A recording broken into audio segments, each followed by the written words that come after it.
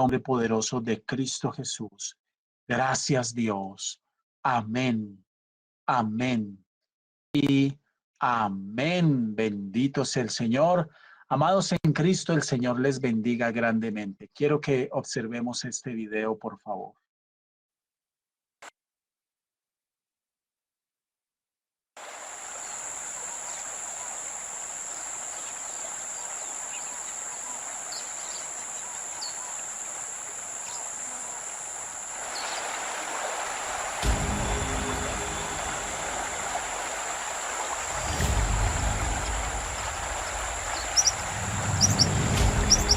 Estamos en plataforma principal y estamos listos a rodar según plan de vuelo.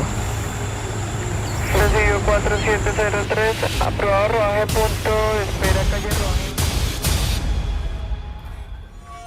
Vamos a escoger estos sitios porque tenemos allí diferentes fuentes de presión para lo que es la región amazónica y el borde de deforestación nacional.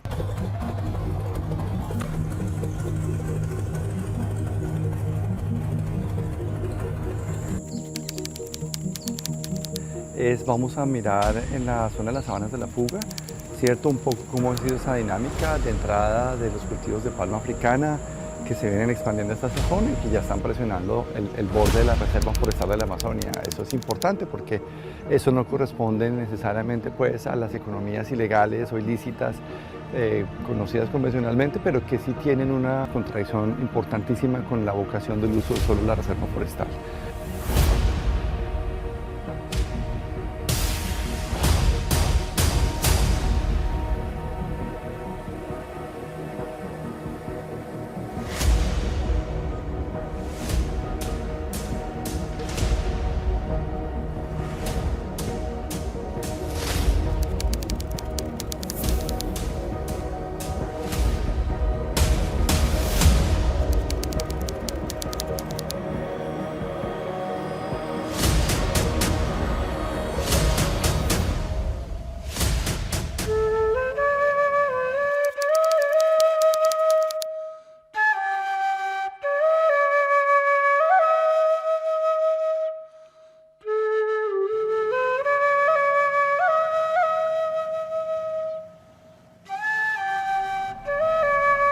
Cuando pasamos la reserva Nucac, estuvimos viendo que el borde del río Inírida tiene una gran cantidad de cultivos de coca que se conectan también con el resguardo Nucac.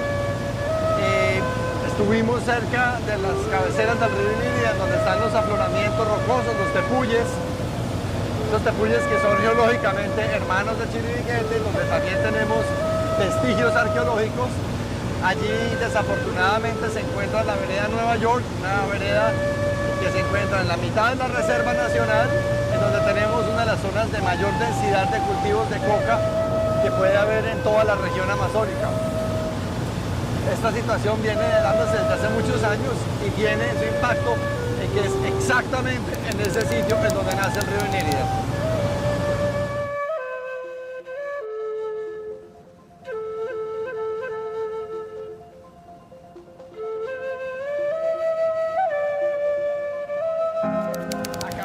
Pasar la vía Calamar-Miraflores. Es una vía antigua que había hecho inicialmente la guerrilla, posteriormente administraciones municipales y departamentales han venido invirtiéndole dinero. Es una vía que si bien conecta con la población de Miraflores, también pasa por la mitad de la reserva forestal que ustedes están viendo aquí. Además de ser reserva forestal, es un área que estaba totalmente, absolutamente conservada y sin población. Desde hace un par de años la gobernación del Guaviare viene solicitando en su plan vial departamental ampliar y mejorar la vía, cosa que acabamos de ver. Esa ampliación lo que ha traído es un proceso de colonización muy grande, se está rompiendo la frontera agropecuaria, hay solicitudes formales en la Procuraduría y por la Fiscalía y el Ministerio de Ambiente de no seguir avanzando en esa carretera, pero sin embargo lo que vemos es que en este verano se han avanzado decenas de kilómetros, no solamente con la carretera, sino haciendo fincas al lado y lado.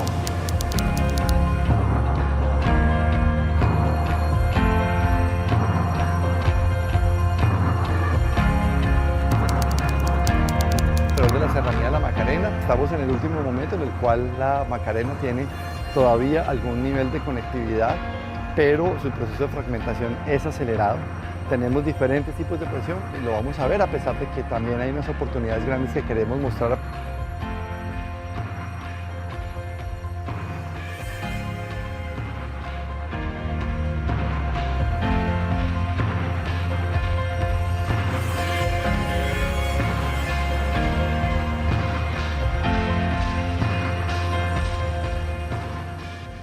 Vemos que desafortunadamente sí, los esfuerzos que se hacen, que efectivamente los hay del gobierno en diferentes frentes, no son suficientes. La dimensión del problema es muchísimo mayor, la velocidad a la que va avanzando el proceso de deforestación es muchísimo mayor. Es también clarísimo con lo que vimos el día de hoy que el sector ambiente no es el único responsable. No. Viene todo el tema del desorden, del avance de un sector palmero que no sabemos hasta dónde va a llegar ya sobre la reserva forestal. Vemos el desorden de los asentamientos, vemos que efectivamente hay nuevos asentamientos y nuevas, digámoslo, áreas de colonización en donde no está presente la Agencia Nacional de Tierra. En términos ecológicos, también en términos sociales, vemos la presencia del Estado es mínima o nula, y cuando se hace solamente a través de la fuerza pública en una serie de operaciones que son realmente inocuas para lo que está sucediendo realmente. Nos queda de mensaje que también estamos en el proceso de repensar nuestra relación con el territorio y de repensar qué visión de desarrollo queremos como país realmente, porque estas indecisiones claras y determinantes, no solamente pensándolas a corto plazo como estamos ahora, sino a largo plazo, que es cuando vamos a ver la dimensión del problema realmente, es lo que nos va a permitir o frenamos la deforestación o esto sigue de verdad a grandes manotadas.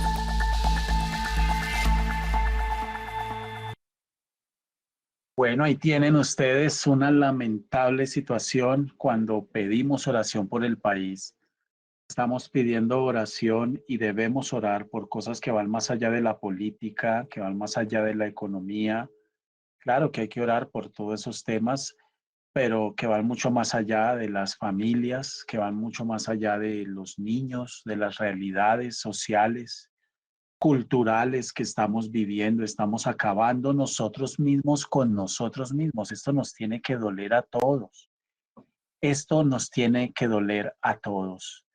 Mi papá fue un hombre siempre muy visionario y cuando yo era joven y niño, yo le escuchaba a él decir cosas que en su momento yo no entendía mucho, pero que hoy entiendo plenamente, como por ejemplo, él nos decía, va a llegar un día en que el mundo va a ser invadido por una luz fría y yo no entendía eso. Él estaba hablando de la luz LED hoy, que es una luz fría.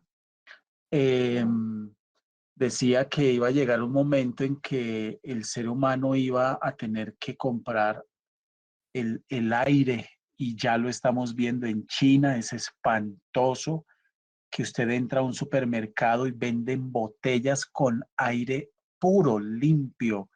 La gente compra y se conectan con una careta y para poder respirar. Y una cosa que también me decía mucho, que no se ha cumplido, pero al paso que vamos se va a terminar cumpliendo, y es que me decía, va a llegar un momento en que van a haber generaciones que para disfrutar de un árbol y de una zona verde lo podrán hacer solo a través de fotos. Dios mío, el Señor tenga misericordia, hermanos. No sabemos este mundo para dónde va. No sabemos cómo va a terminar. Lo cierto es que están pasando cosas muy fuertes. Dios nos ayude. Por esa razón, es que nosotros tenemos una obligación y podríamos decirlo, un deber fundamental. La iglesia tiene un deber fundamental. Les agradezco, me confirmen si están viendo la presentación en pantalla. Muchas gracias. Un deber fundamental. Y vamos a ir a Primera de Timoteo, capítulo 2. Ubíquese allí en su Biblia, Primera de Timoteo, capítulo 2. Vamos a leer la bendita palabra del Señor. En el nombre del Padre, del Hijo y del Espíritu Santo. Dios nos ayude, amados en Cristo. ¿Cuántos dicen amén? Dios nos ayude, Dios nos ayude. Dice la bendita palabra del Señor. Versículo 1 en adelante. Exhorto ante todo a que se hagan rogativas, oraciones, peticiones y acciones de gracias por todos los hombres, por los reyes y por todos los que están en eminencia, para que vivamos quieta y reposadamente en toda piedad y honestidad. Porque esto es bueno y agradable delante de Dios nuestro Salvador, el cual quiere que todos los hombres sean salvos y vengan al conocimiento de la verdad.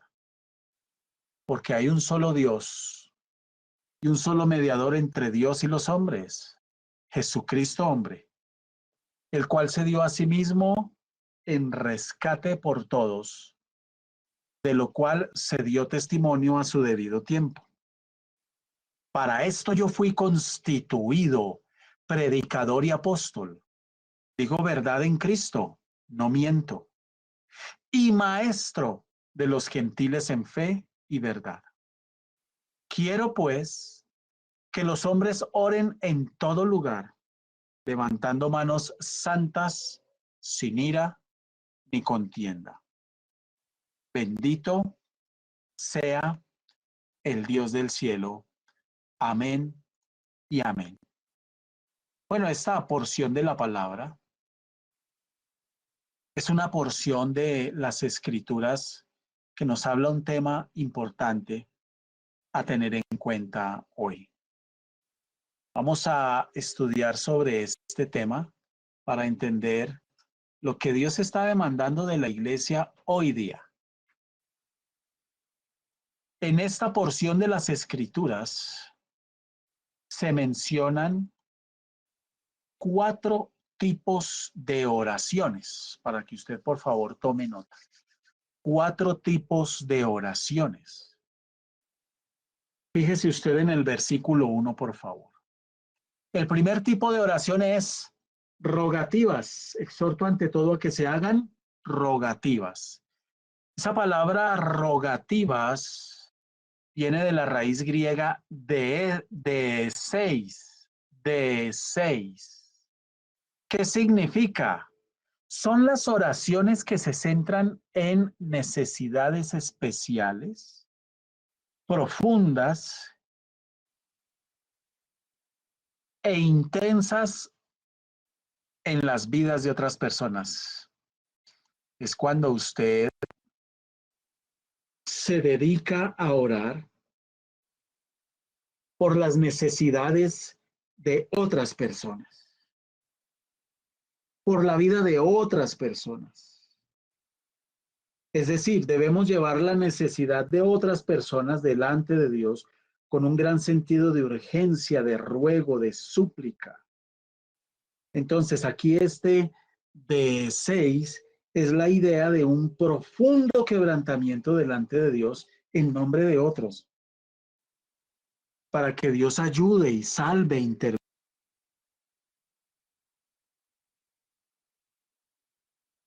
Qué diferente sería el mundo, hermanos, si nosotros oráramos más por los demás que por nosotros mismos. Entonces, aquí hay una situación clara y es que el Señor habla de que la iglesia tiene un deber fundamental y ese deber es orar. El día de ayer estuvo por aquí en el barrio la policía, estaban marcando ciclas, están haciendo campañas de seguridad y literalmente,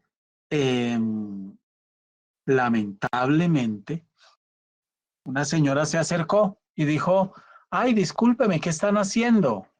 Y uno de los uniformados le dijo, estamos haciendo marcación de ciclas y estamos recogiendo firmas para las personas que quieren participar en el frente de seguridad local.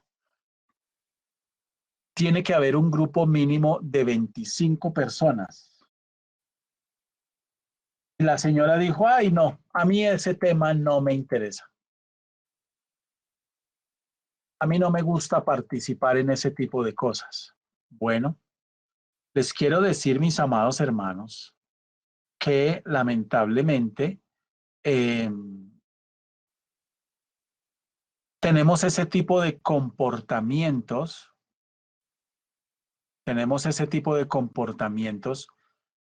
cuando hay indiferencia.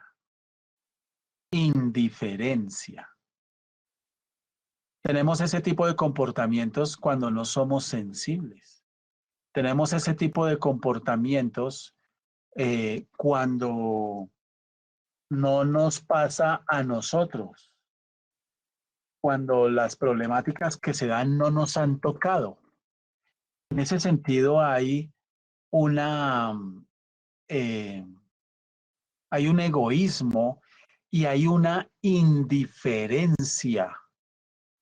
Y esto es lamentable, esto es muy lamentable.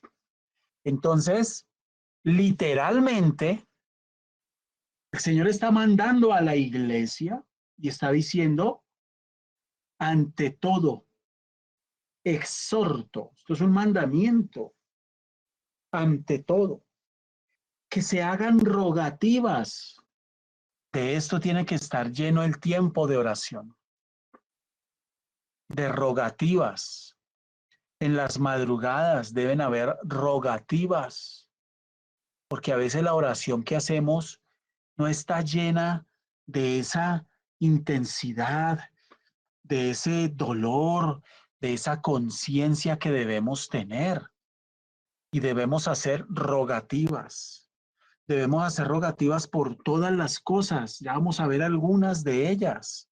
Por la iglesia, por usted, por mí, por el ministerio, por los hermanos, por las necesidades, por los problemas de todos, por las luchas, por las dificultades, por los inconvenientes, por el pecado, por las caídas, porque venga levantamiento, porque venga restauración. Dios es el Dios de la restauración. Dios es el Dios de las segundas oportunidades. Dios es el Dios del amor, de la misericordia. Y debemos orar y clamar los unos por los otros. Y no cansarnos, hermanos. No cansarnos de orar. Porque la carne se opone, la carne se cansa. Uy, oración a las 8 de la noche. Uy, no. Ustedes se acuerdan que empezamos a orar porque Dios puso en el sentir, en el corazón de Oscar, el sentir de orar por el país. Y desde esa época ya hace cuántos meses y estamos orando y tenemos que seguir orando. Y no es hasta las elecciones. No, escúcheme. Para que podamos vivir quieta y reposadamente debemos orar y clamar por este país.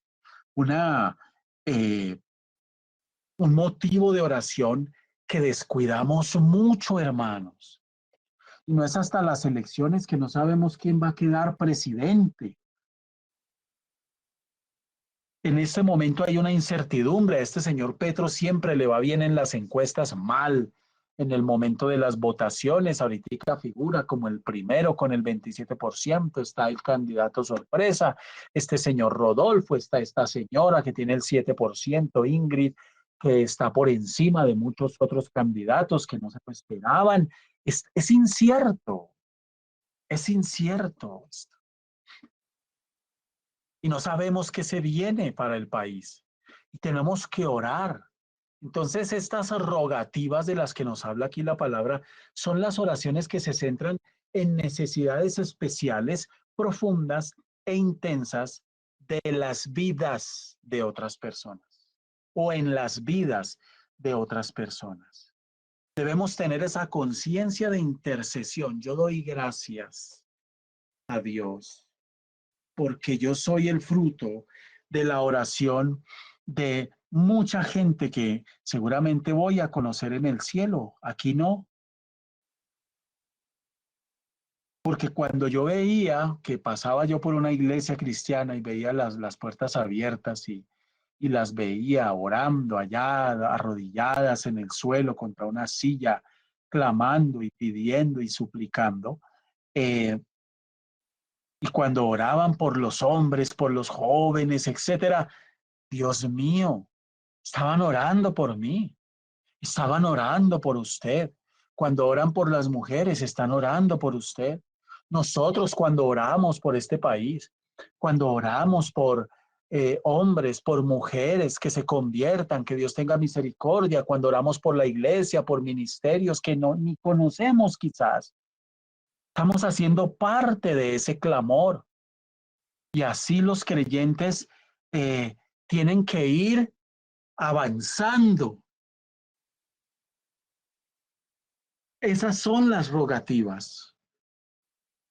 Ahora, el segundo tipo de oración que se nos presenta aquí, se dice, después de las rogativas, dice oraciones. Exhorto ante todo a que se hagan rogativas, oraciones. Y esa palabra para este versículo, oraciones, significa o se escribe del original griego proseuchas, proseuchas.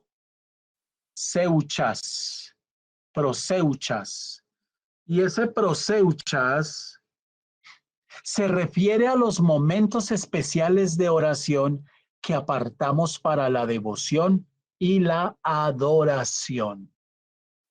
Debemos adorar, exaltar, debemos cantar. Lo hemos enseñado muchas veces en Embajadores de Esperanza, que la oración es la cenicienta, la oración es la fea, la oración es lo que más descuidamos, cuando es lo que más debemos cuidar y es lo que más debemos alimentar.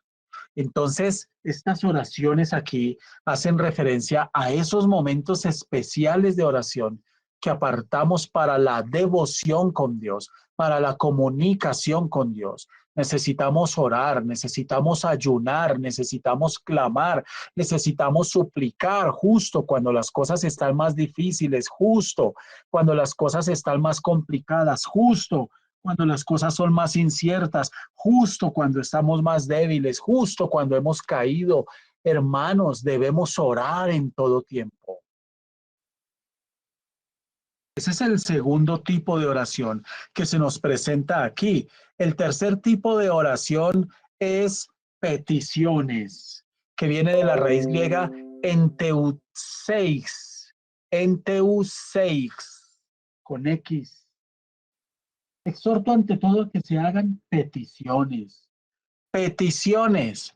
Y estas peticiones de la raíz griega enteuseis significa o se refiere a la oración valiente, ponerse en pie delante de Dios para orar por otros.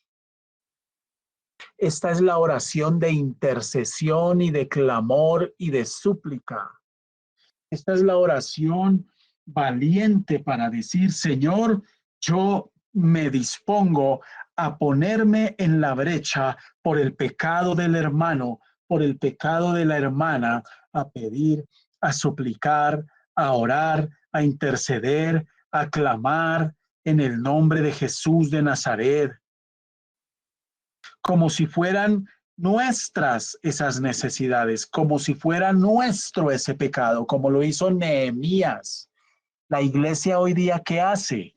No, frente al pecado de los otros se aparta, con sorpresa. No, no, no, no. La actitud que Dios nos manda a tener no es esa. La actitud que Dios nos manda a tener es una actitud de intercesión, interceder, interceder, interceder, clamar, suplicar, pedir al Dios del cielo. Clamar y suplicar, pedir al Dios del cielo por los hermanos, por el pecado, por esto que está pasando en la Amazonía. Ahí ustedes lo vieron, grandísimos sectores de cultivo de palma de cera, terratenientes. ¿Quiénes, empresarios, políticos están detrás de todo esto? Porque detrás de eso no está el campesino. Debemos meternos a orar, a clamar, a suplicar y a interceder por todo lo que se está moviendo. Todo está carísimo. Se volvió un lujo. En este momento es un lujo comerse una papa. Un completo lujo. Está carísima la papa. La plata nos alcanza, cada día nos alcanza menos, para menos cosas. Tenemos menor poder adquisitivo. ¿Quién está controlando todo esto, hermanos? Necesitamos interceder, pero la iglesia necesita entender y comprender, porque aquí el mandamiento es, exhorto ante todo a que se hagan rogativas, oraciones, peticiones. Interceder, clamar y suplicar. Aquí el precio de la carne está por las nubes también. Todo está costoso. Entonces, mis amados hermanos, literalmente el Señor nos está mandando a interceder. Y usted se tiene que activar, debe activarse en la oración, en la madrugada, a conectarse, a doblar sus rodillas, a vencer la carne, a vencer el frío. Hoy ha hecho mucho frío, es espantoso el frío que ha hecho hoy, hacía mucho rato, yo no sentía tanto frío aquí en Bogotá, hoy ha hecho mucho frío. Entonces, esa es una excusa más. Abriguémonos, levantémonos, oremos, dispongámonos, hermanos, pero necesitamos orar, necesitamos clamar, necesitamos suplicar, iglesia. Necesitamos meternos con el Señor. ¿Cuántos dicen amén? Necesitamos meternos con el Señor. El cuarto tipo de oración es acciones de gracias. Fíjese que dice, exhorto ante todo a que se hagan rogativas, oraciones, peticiones y acciones de gracias por todos los hombres. Todos, todos, todos. Acciones de gracias. Esa palabra, esa expresión acciones de gracias viene de la palabra eucharistías, de la raíz griega eucharistías. Esto significa que le agradecemos a Dios por escucharnos y respondernos. Y dice aquí, no es que hace acciones de gracias por todos los hombres, no, es todo lo anterior. Es rogativas, oraciones, peticiones y cerramos con acciones de gracias por escucharnos y por respondernos. ¿Y por quién tenemos que rogar? ¿Por quién tenemos que orar? ¿Por quién tenemos que pedir? Aquí lo dice, por todos los hombres. Pero la palabra sigue avanzando y nos va dando más luces, hermanos, más luces. En el versículo 2 dice que tenemos que orar por los reyes y por todos los que tienen autoridad para que vivamos quieta y reposadamente en toda piedad y honestidad. Es decir, la Biblia nos está diciendo que debemos orar por las autoridades civiles independientemente de su filiación política, de si conocen o no conocen de Dios. Todo lo contrario, si no conocen, más tenemos que orar. Muchísimo más tenemos que orar. Mire, esta es una foto, un panorama de otra parte de la selva amazónica, tomada este año. ¿La están observando? Dígame usted ahí dónde ve bosque. Eso es la selva amazónica, es una parte de la selva amazónica. ¿Qué vamos a respirar? ¿Carne? ¿Palma de cera? Dios tenga misericordia. Entonces, fíjense, es por todos los hombres, por los reyes, por los gobernantes. Una de las monedas más devaluadas de la región es el peso colombiano. Ahí tienen ustedes esta gráfica. Aquí tiene usted los 6 países con más devaluación de sus monedas locales. Y en el primer lugar está Colombia. Tiene una devaluación del menos 14.20%. Y esto es espantoso. Yo le pregunto, ¿ve ahí a Venezuela? Por ningún lado está. Por ningún lado está.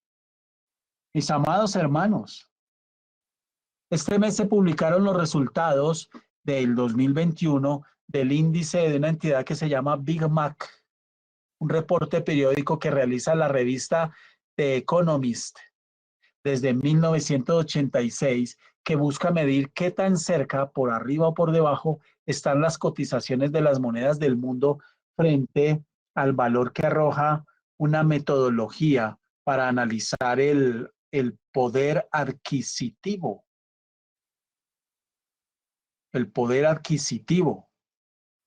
Y ese reporte que acabaron de entregar revela que el peso colombiano es la moneda más subvalorada de América Latina con respecto al dólar y con respecto al euro. Y la devaluación llega al 33% en la metodología de investigación de esta entidad. En la tarde de este miércoles, el batallón de infantería número 21, Batalla Pantano de Vargas, ubicado en el municipio de Granada Meta, fue atacado con explosivos que estaban listos de acuerdo a las versiones preliminares puestos en una moto. Justo en tiempo de elecciones, ¿quién y qué está detrás de todo esto?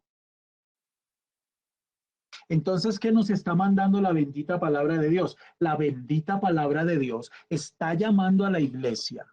Es un deber fundamental, la oración y la intercesión. Amados en Cristo, tenemos que aprender a despojarnos de nuestras necesidades personales, de nuestro egoísmo y mirar más allá. Recordemos que usted y yo somos la sal de este mundo. Y que Dios espera la intercesión y la misericordia de su pueblo, de su iglesia. Usted se ha puesto a pensar, ¿qué pasaría si Rusia invade Ucrania? Aproximadamente en 45 minutos estas naciones, toda la Unión Europea y Estados Unidos se podrían destruir. ¿No es esto espantoso? Y la cosa está muy caliente, está muy difícil. Observemos, por favor.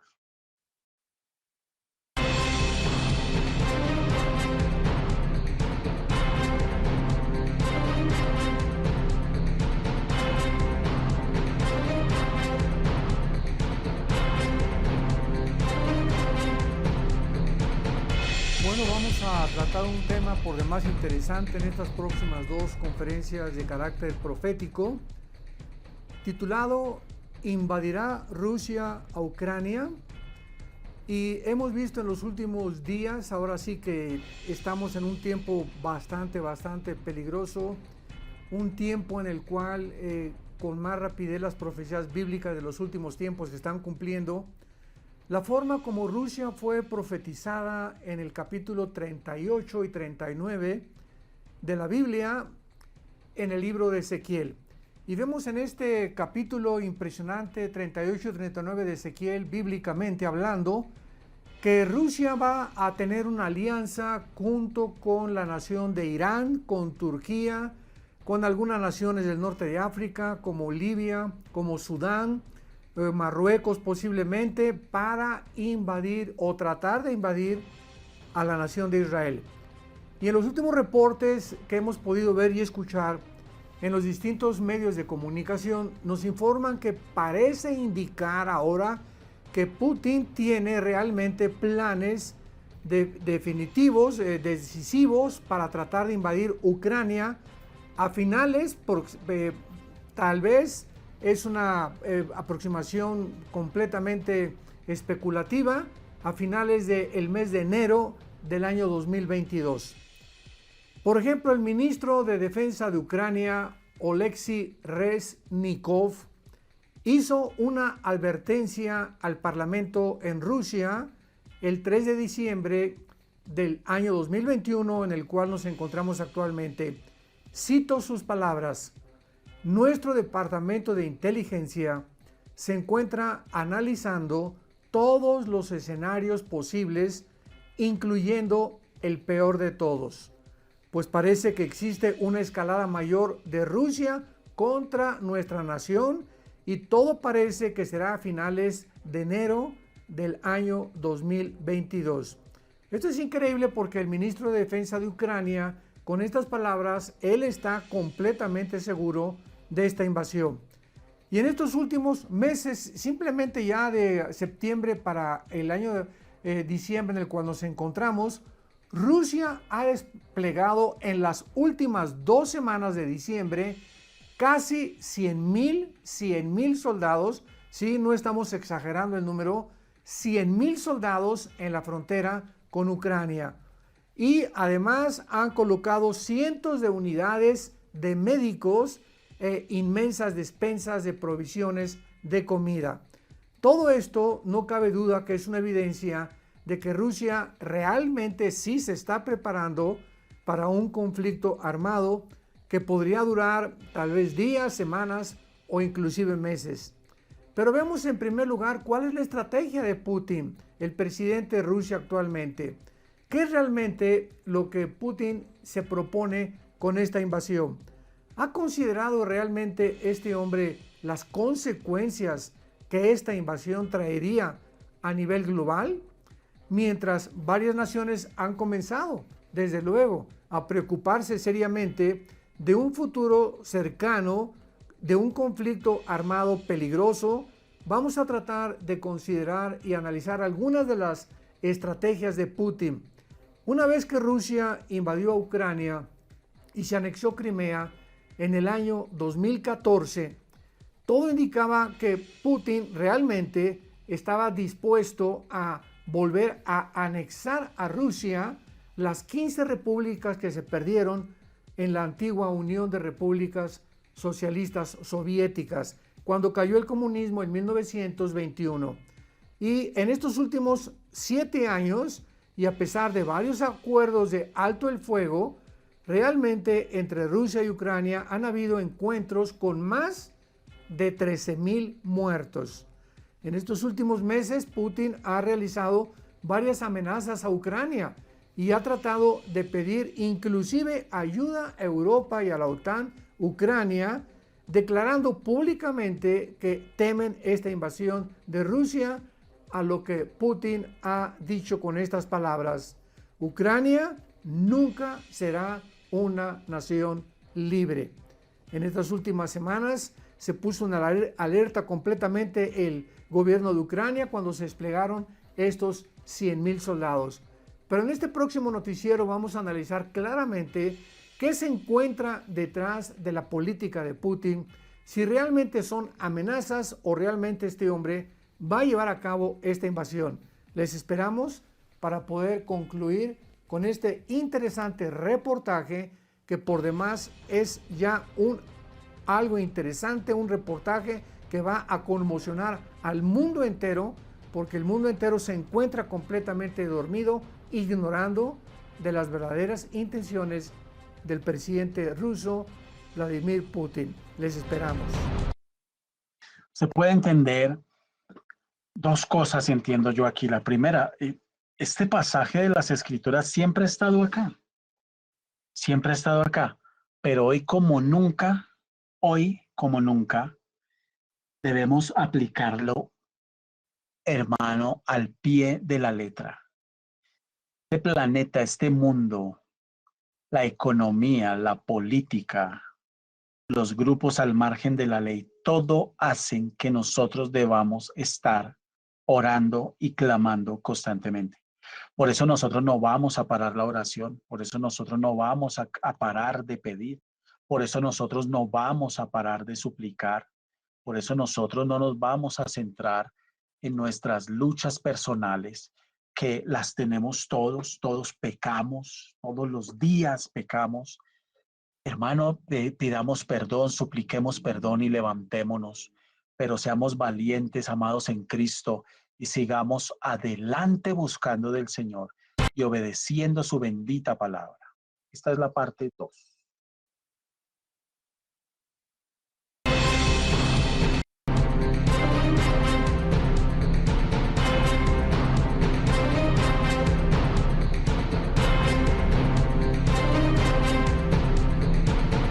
Bueno, en el noticiero anterior pudimos analizar realmente que una invasión a Ucrania de parte del presidente Putin de Rusia es algo que será de carácter inevitable.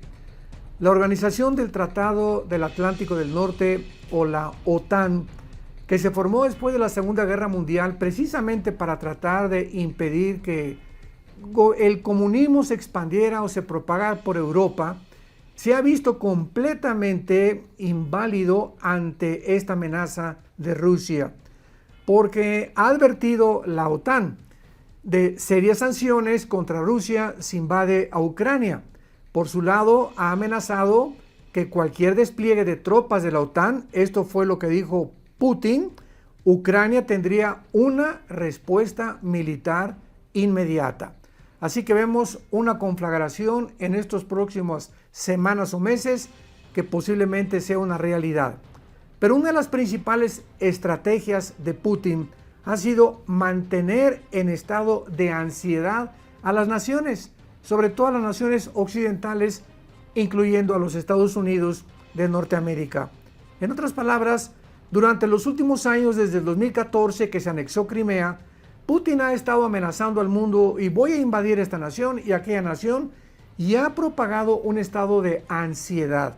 Y esta ansiedad de las naciones las lleva a un punto donde no saben realmente si sus intenciones son reales o son solamente falsas. De esta manera las naciones, principalmente Estados Unidos, no saben hasta este momento si Putin llevará a cabo verdaderamente sus intenciones de invasión. Muchos estrategas militares piensan que todo es parte de un juego de guerra de Putin con las naciones occidentales, porque envía tropas al frente y después culpa a Estados Unidos de haberlo provocado.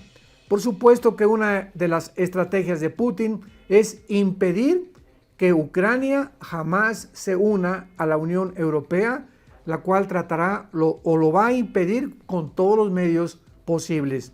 Los Estados Unidos, por su parte, han lanzado una advertencia a Rusia, pero el hecho de que los Estados Unidos se hayan salido últimamente de Afganistán de una manera tan cobarde y tan vergonzosa ha envalentonado aún más a Putin para confirmar que los Estados Unidos simplemente son un tigre de papel. Pero ¿podrá la OTAN entonces continuar soportando estos juegos de guerra de Putin y sus constantes amenazas de invasiones a distintas naciones? Y Europa ya no puede depender completamente de la ayuda militar de la OTAN, ni tampoco de los Estados Unidos.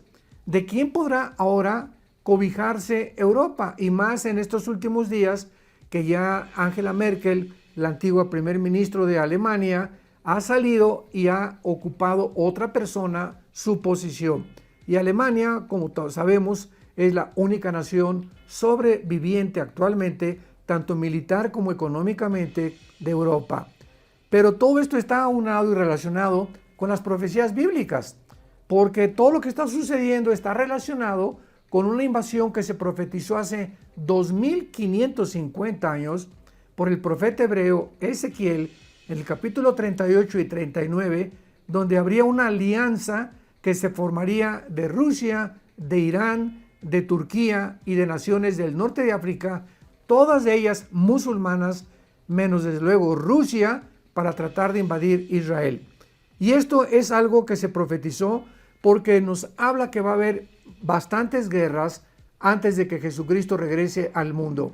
El Salmo 83 profetiza una guerra de las naciones árabes en contra de la nación de Israel y se formará una confederación política finalmente de 10 naciones en el antiguo imperio romano que formará parte del norte de África, del norte no solamente de África, sino también de parte de Europa y del sur de Europa junto con naciones de Medio Oriente para conformar el próximo gobierno mundial del futuro dictador mundial llamado el Anticristo.